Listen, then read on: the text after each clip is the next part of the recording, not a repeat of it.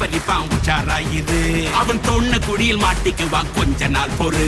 நீ விசுவாசியா கூட இருந்தா ஹார்ட்ல வைப்பேன். நீ வித்த காட்ட முடியாது நான் கொப்பனு கப்பேன்.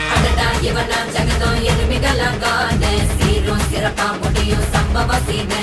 நீ தகராறு கொடுத்தா பிள்ளைங்க அட்டாக் போடு ஆனு. எவனும் மறைக்க முடியாது.